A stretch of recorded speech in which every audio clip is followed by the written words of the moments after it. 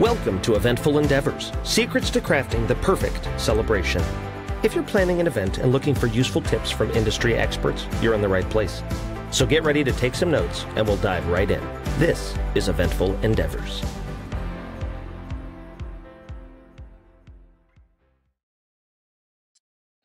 All right, everybody, welcome back to another episode of Eventful Endeavors. We are here today back on the West Coast. I've got with me today Nicole Peters, who is the owner and creative mind behind Polly Knows Best, an event planning company out here on the West Coast. So thank you so much for being here, Nicole.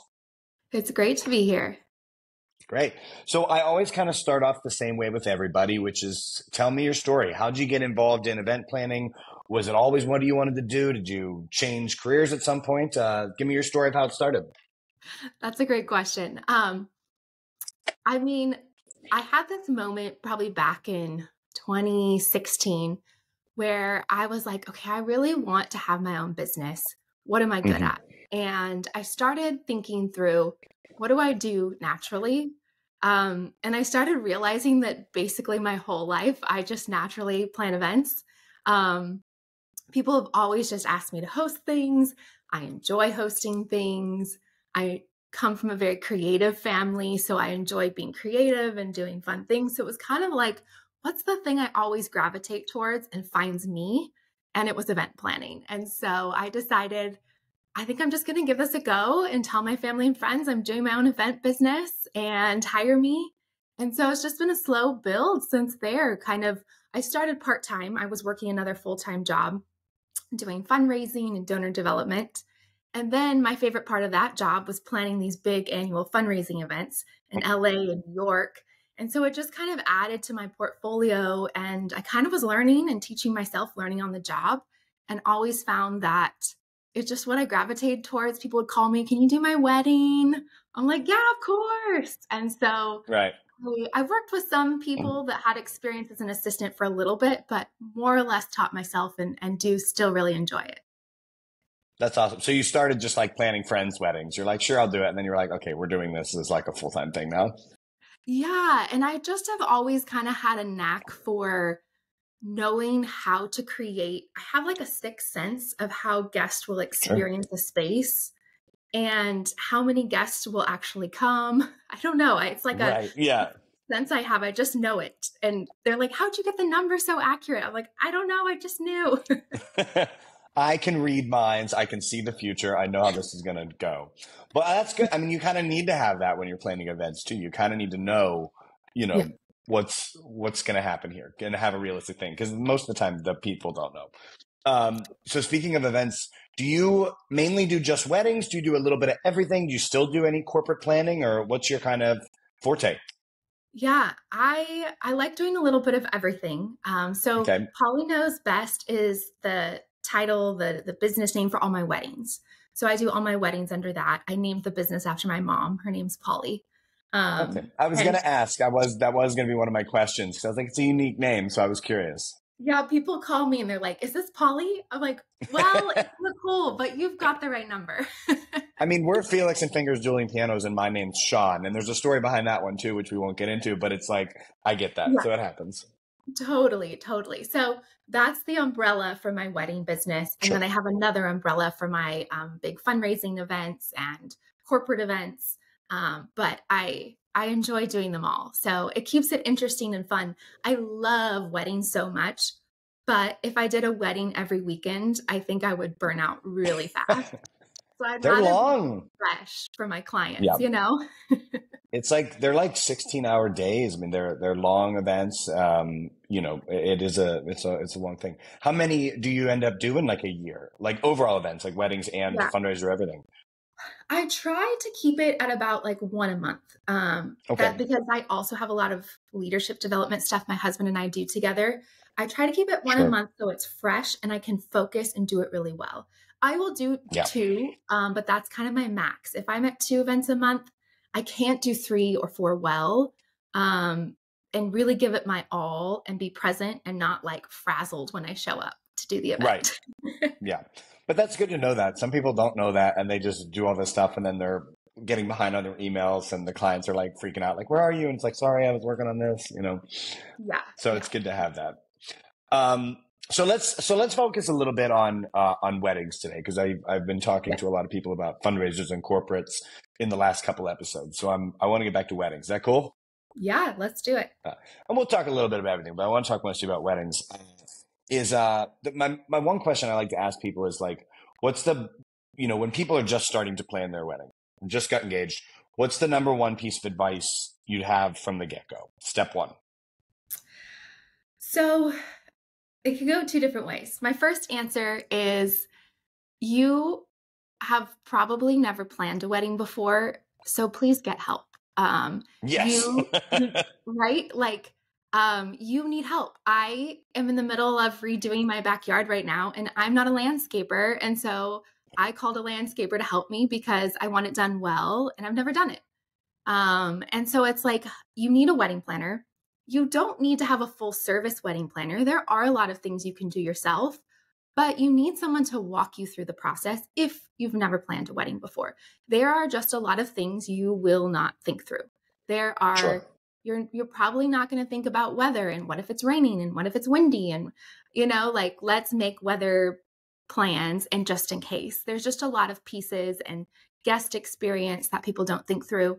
And the second one is timeline. People don't really understand how long things take. And so I find that without help of someone who knows, it's difficult to make an accurate wedding timeline, which affects your whole day. So I would say the first step is getting help. And then the second thing is that I think planning your wedding is like so much more than just planning a wedding. You are making probably more decisions with your partner than you've ever made together before. Right. Yeah. And so like carving out space and time so that you're doing well in the process, because it is stressful. And so I think that there's actually a need for like emotional health in the middle of all the logistics and planning. I love that. And that's true. I planned a lot of my own wedding, and it was stressful, but it also, like, looking back on it, I was like, it was fun. We enjoyed it. And the relief when it was over was great. And it's important, like, you're never going to get that season again. Right. You're never going to be planning your wedding again, hopefully. Yeah. If all goes right. If all goes well, you're not planning another wedding. So, like, don't just rush through it and be stressed out of your mind. I see people miss these really special moments because their stress and anxiety is so high. And it's like, just enjoy this. You're not going to get it back. Yeah. And that's why you hire people. I mean, I had a couple once, they didn't hire a wedding planner, and we came into the process and they sent me a timeline that they had made. And they were like, what do you think about this? And they had allocated 20 minutes for dinner. And it was 200 people getting through a buffet. And I was like, what do you think they're going to do? Eat a chicken leg and throw it? And I was like, this is an hour and a half if we're lucky. Like, we need to revamp this whole thing. So Absolutely. That's why it's good to talk about that. But this is actually a great transition, because you mentioned you have like this coaching that you do. This is something I've not seen before. So you offer like a coaching thing and then you come in and execute it. So talk to me a little bit about that, the list of things you've got, because this is unique to me. Yeah. So when I work with couples, I offer packages where I am like hopping on Zoom and like helping them through the planning process. And then I have a whole worksheet that's like very simplified. It's a Google sheet and it's got all these tabs. Sure. And the very first tab is 144 items in order. And if you do all of these items in order, your wedding will be planned, like no problem. And the feedback I've gotten from brides is like, that is their favorite. They're like, I had so many details spinning in my head. I didn't know what to do first. That worksheet was like game changer. So I give them the worksheet, and then depending on the date of their wedding, I actually put in due dates for everything. So it's like, you don't need your whole wedding planned 8 months out. 8 months out, you just need these 5 things done. And if you do that, you're good. Like, we don't have to feel the stress of 144 items 8 months out. And so then it's 7 months out. If you do these 5 more items, 6 months out, do these 5 more items. So I find that people really love that. And then once a month, depending on the package they book, I hop on an hour Zoom call and we talk through it. What questions are coming up? What are your concerns? And as we're doing all that, we build out the timeline, we build out the floor plan, we build out the vendor list. So then when it comes time for the wedding day, I know exactly what's going on. I show up with my team and we just implement it and it's smooth. So all of the worksheets are like in all the order that my team knows exactly what needs to be done when they see it. So it works well because I have a really set system. And then it helps the couple feel at peace. Like this is being Yeah. managed and I've done what I need to do. And I think, I talk to a lot of wedding planners about this too, but I think it helps the couples maintain kind of their creative control. Because a lot of brides and grooms, I think sometimes when they're like, oh, I have to hire a wedding planner, but I have this vision, they think the wedding planner is going to like take over the vision, which we know is not the case. But No. this also gives them a really concise, like, look, you're in control. This is just the tools to help you. Totally. Almost like a wedding coach. Yeah, exactly. That's what I I call love it, it. wedding coaching. And years back, I didn't do the coaching part and people would Sure. just want day of coordination. And then I'd show up and I'd be like, what? This doesn't make any sense. What am I doing? And I Yeah. was like, this is not working. I've got to rework this problem.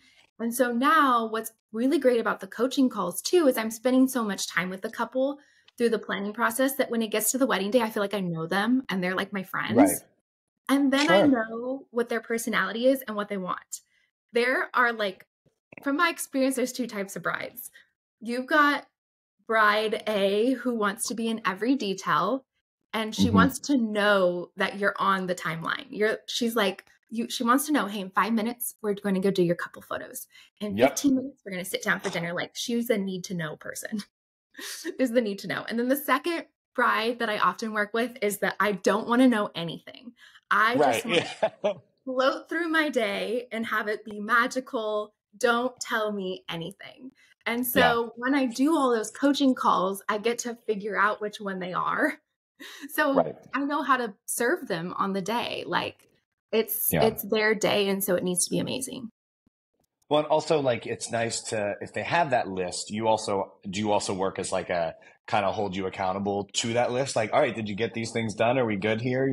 Like, and if they're like, no, we still didn't do this, you're like, okay, no worries. Well, here's what we'll do, that kind of thing. Yeah. Yes. And I find that people tend to panic thinking I haven't gotten enough done. I'm behind. I hear that pretty much every wedding.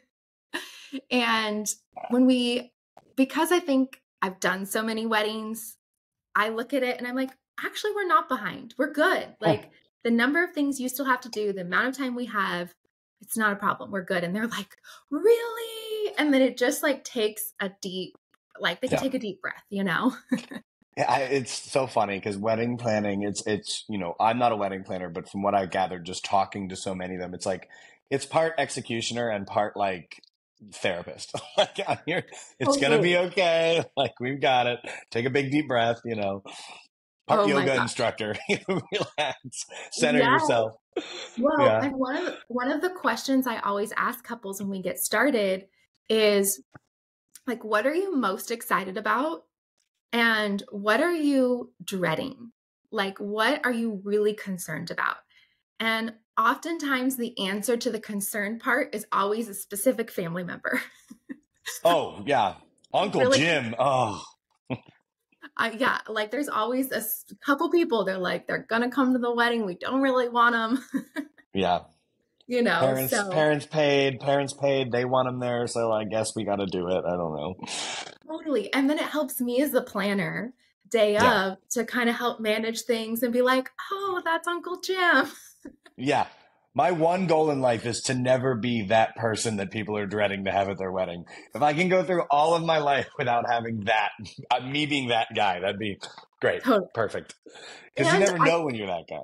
Yeah. And I find that the people whoever they're like dreading coming, people do tend to be on good behavior for a wedding. Yeah. So whatever the worst case scenario is that they're imagining, it almost never happens. This is actually a perfect transition because one of my favorite questions I like to ask is what's the cringiest thing you've ever seen at a wedding? Either something that's gone wrong, somebody misbehaving, something that the couple did that just they thought would work and just didn't work. Like anything that pops into your mind? Yes. So I did this one wedding and the groomsmen were supposed to be there. They were going to do all these photos ahead of time. Okay. So we needed the groomsmen there in their outfits, their tuxes, and the officiant for the wedding we had to start the ceremony at exactly 4, because at 4:30 he had to be in his car because he had a flight to catch. So it was like, wow. it Okay. was like nothing can go wrong on the timeline, which normally we stick to the timeline. So I wasn't too worried about that. But the time the groomsmen are supposed to be there, I'm looking everywhere. Like, where are the groomsmen? Where's the groom? Where's the groomsmen? I asked the bride, I'm asking the bridesmaids, they're coming, they're coming, they're coming, they're coming. An hour after they're supposed to be there, I'm told they're here. Great. Okay. Well, they know where their room is to finish getting ready. So I'm taking care of all the stuff. 30 minutes goes by and I'm like, where are they? What time is it now? How late are you guys late already? Or? Oh my gosh, we're not late yet, but like we were supposed to be doing photos like right now. Yeah. And I haven't even seen them yet. So okay. I'm like, okay, I was told they're here. They're not here. So I go outside and they are like hanging out in the parking lot. They are like, they're smoking, they're playing with the soccer ball, and there's like 10 of them. And I'm just like, and for this particular wedding, they were huge guys, like these huge guys. Yeah. So I'm like this, I come out there, you know, a little blonde girl. I'm like, hey guys, we are supposed to be doing photos right now, like literally right now. And you guys aren't even dressed. They're like, oh, sorry. And so they come in and they put on their tuxes, and every single one of them has no idea how to tie a tie, no idea how to put their pocket square in, no idea how to pin on the boutonniere. So I'm just running around frantic. And then I tell half of them, look up a YouTube video right now and tie your ties. Like, come on. Yeah. You're just in there. Are you just in there like dressing 10 guys? Like, just, okay, come on. Totally. As fast as I could. As fast. Oh no. Seriously, it's a miracle we started on time. I don't know how. You did start on time? We did start on time. I think out of 10 guys, one of them would know how to tie a tie and they'd help the others. Like, not one of them. That is, where was this wedding at? Like what area? Nashville. Nashville. That's even more surprising to me. I don't know why. You think Nashville, it's like a bunch of guys that like know what they're doing, but I guess not, man. Yeah, totally. No, it was comical and very frustrating. Yeah. Did the bride even know that all that was going on, or did she never know? She was a little panicked, but I just kept her out of it. We're good. Yeah. You just keep getting ready. Just keep getting ready. The girls are probably already ready, right? Were they like... Oh, yeah, for the most part. Yeah, they were ready. And then we ended up just moving a bunch of the photos till after the ceremony. So I think we extended cocktail hour a bit, and like, you know, like dinner timeline got pushed a little bit, but that ceremony started right at 4.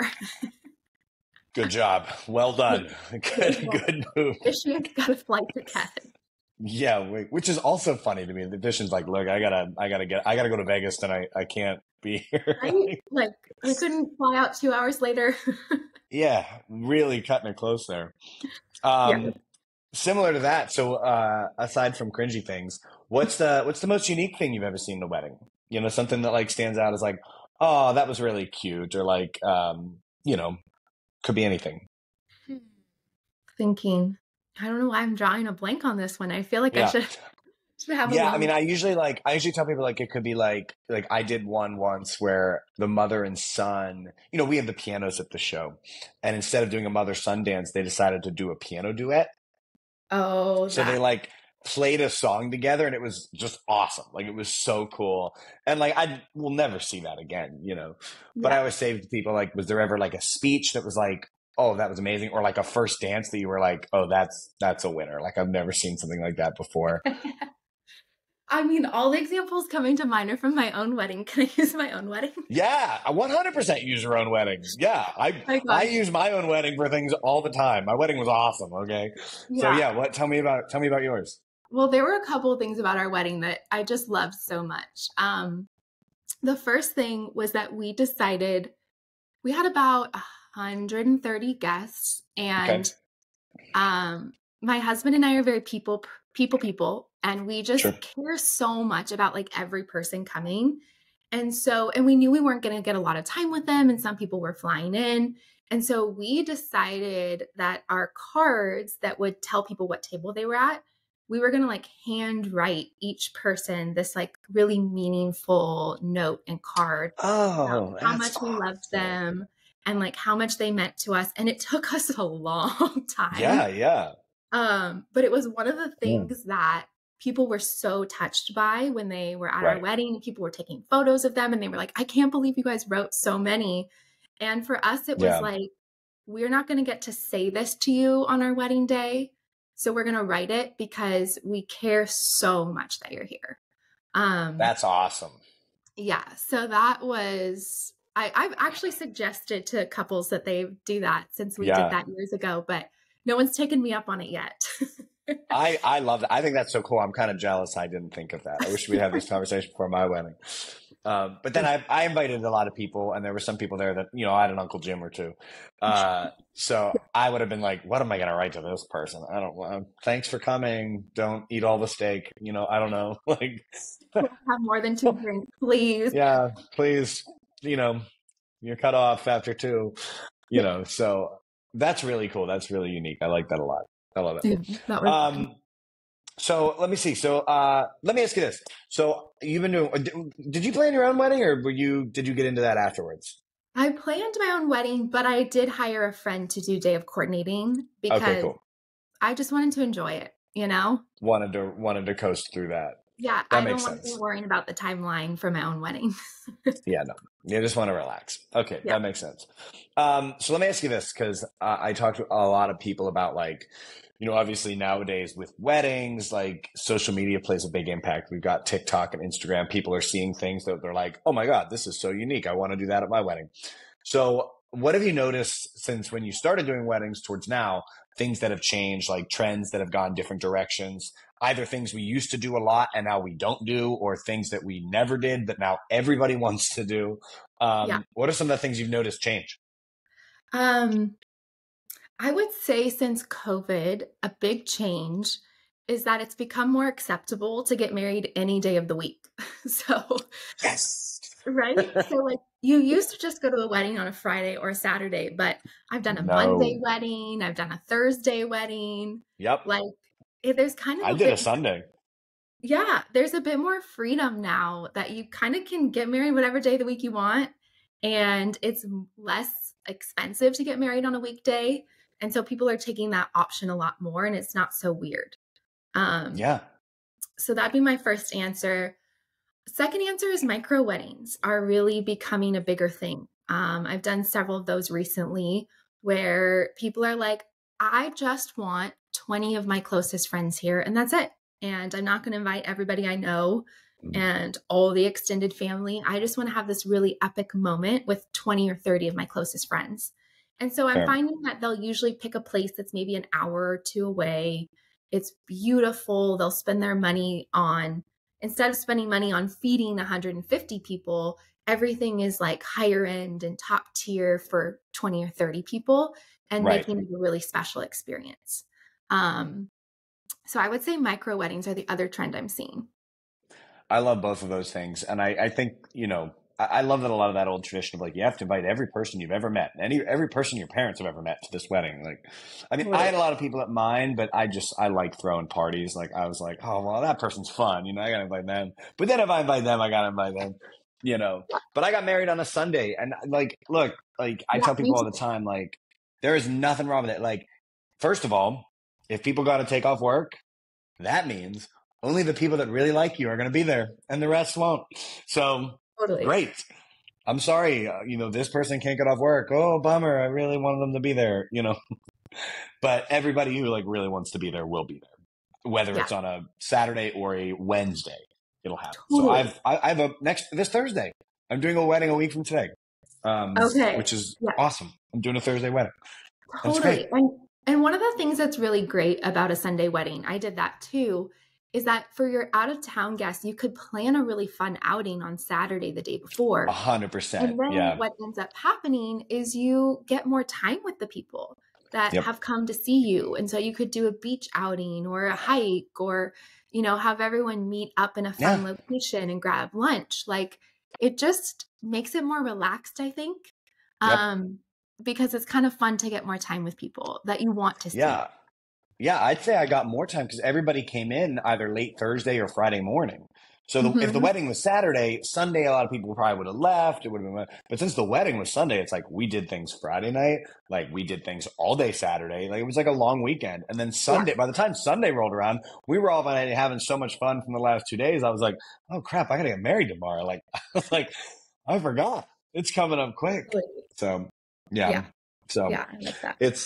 I do like that a lot, that people are starting to do that. So, and, especially with like somebody like us or like other, you're going to get a lot of available vendors. You're going to get some of the best vendors. Like, if you've got a DJ company that you're looking at, a lot of DJ companies have multiple DJs. You're going to probably get the main guy, the best one, because it's not a Saturday where they're doing 4 or 5 events. They're probably doing one, and you're that one. So I think a lot of times you'll get kind of the A team of people at your event too, which is great.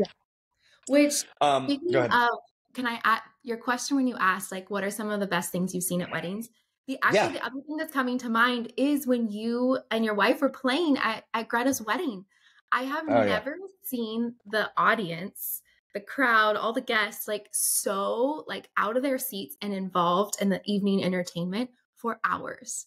Like that. It was fun. I was actually really amazed by how engaged everyone was with you guys playing music and making up lyrics on the spot. So I've actually recommended you guys to a bunch of clients since. I don't know if they've told you. You're too kind. But that I'm trying to remember. I was trying to remember what venue were we at? I remember the way it looked, but I can't remember the name of it. Do you remember? It was in Irvine. It was outdoors, right? It was outdoors and it was very like green, I remember. Yeah. I just can't remember the name of it. It's going to drive me nuts. I'll have to reach out to them and see if I can get them on here because I remember really liking that venue. I'll look it up. I've got it somewhere in my mess of emails somewhere. But I appreciate you saying that. We always like doing unique stuff, and usually for us it's great because people who hire us usually do a lot of other unique stuff. So we've seen some very fun things at weddings, and I always love that because I get bored. If I just see the same, okay, here we go. Classic. So totally. Anyway, so one other question I want to ask you is like, what's like a big, a big need that you're seeing in the wedding industry right now? Well, pricing is crazy. It's going up. It's so expensive to get married. I don't know how we solve this problem, but I would love for there to be like a place where people could like reuse things from other weddings more easily. Like I know people sell stuff on Facebook Marketplace once they've done their wedding, but I would love if there was like a forum where people are like, I did my wedding and I have these 50 vases. Who wants them? And like there was a little bit, because every wedding's going to have vases. Every wedding needs a gift table with a gift box and a gift card sign and a welcome sign. Like, I don't know. I feel like there's this need to like repurpose things in the industry a little bit better. 100%. If someone and it's wants less landfill, it's less trash. It gets recycled into other people's weddings, which is good too. Totally. So. And people spend so much money, and like we're literally throwing it away at the end of the day. Right. And so I don't know. I don't have capacity for that. But if someone could take that and build a business for the wedding industry, I think you'd be really successful. Here you go. You heard it here. $1 million idea. Somebody take it. We don't have time. So it's all yours. No copyrights here. You can have it. Yeah. I like that. I think that would be huge. I mean, I use stuff from like friends' weddings, and we still have a few things from our wedding that are just sitting in like my shed. And, they're eventually going to get there. Like when we move, they're not going to be used. So it's like, it'd be cool if there was like almost like even like a physical place. I could just go take them and be like, here you go. Like, Exactly. Drop them off and then they all get uploaded. And then they're like. Yeah.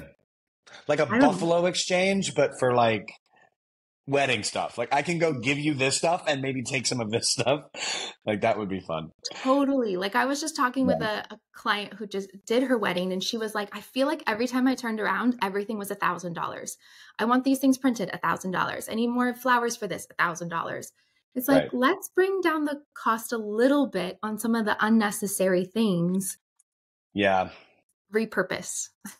Yeah. And that's why we ended up my wife's very handy. So she made a lot of our decorations herself. So we didn't print things really at all, which saved us a lot. And also, again, if you want the cost to go down, look at a weekday because, I mean, it's like, even like us, like we're often the difference of $1,000 on a Sunday versus like another day. Like Saturdays, I can't work on price because it's a Saturday. It's only, how many a year I can't do it, 52 or so a year. So can't do it on a Saturday, but Sundays, let's go. Yeah. I'm in. So you're working a lot of weddings.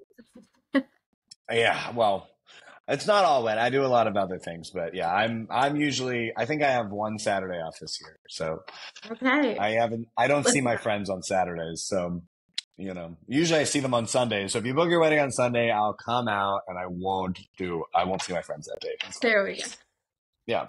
Anyway, okay, well, we're just about at time. So is there anything else before we wrap it up that you kind of want to mention, kind of want to say, shout out, anything else about your business you want people to know? Obviously, we'll link to your socials and everything so people know where to find you. But anything else you want to kind of drop in before we head out of here?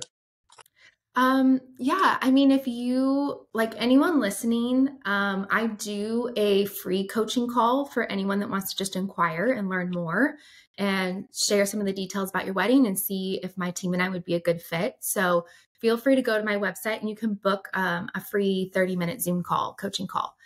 So would love to connect with you guys on that are listening. And then I think the last thing is that even though I'm a wedding planner, so much of the importance of the wedding planning season is like you're building the foundation for your marriage. And so don't get so caught up in all the details that you miss the importance of what's happening. Like you're about to enter a whole new season of life. So do that well. And let's not be frantic and anxious and all these things. Like, let's start this new season in peace and with laughter and joy. I think it's so important. The couples just don't get so caught up in the planning. Yeah. So. And enjoy it. I mean, really enjoy it. I mean, my wedding was the most fun I've ever had. And even looking back on it, like planning it, I would do it all again if I could throw that party again, because I had so much fun. Like I would do it again. Like, and then once it's over, you're just married. So it's like, okay, we're going to, so it's really a fun time. So I like that piece of advice and that's good. And now that I know that, I didn't realize you did the free coaching call. I'll definitely, when I talk to some people, I'll send them your way if they don't have planners. Cause I talk to people all the time that have no idea what they're doing. And they're like, no, we don't have any plan. We're just winging it. And I'm like, you need help. Let's talk. So please. Yeah. So I'll send some people your way. Totally. For the sake of all your vendors that day, please don't wing it. Yeah, please. I've worked enough weddings where there's no plan or anything. And I'm like, this is not going to work. I told you this wasn't going to work. And now we're here and it's not working and you're getting upset. And I'm like, I warned you. So, yeah. All right. Well, that's it for us. So thank you so much for doing this, Nicole. I appreciate it. And like I said, I'll definitely send some people your way and we'll link to all your stuff so people know where to find you and all that fun stuff. All righty? Awesome. Thank you so much, Shawn. All right. Thanks, Nicole. You have a great rest of your day. You too. Bye. All right. Bye. Thanks for listening to another episode of Eventful Endeavors, Secrets to Crafting the Perfect Celebration. We hope to have left you with some actionable ideas for your own event. If you like the show, please subscribe and definitely leave us a review. We read every comment. So until next time, happy planning and see you soon on Eventful Endeavors.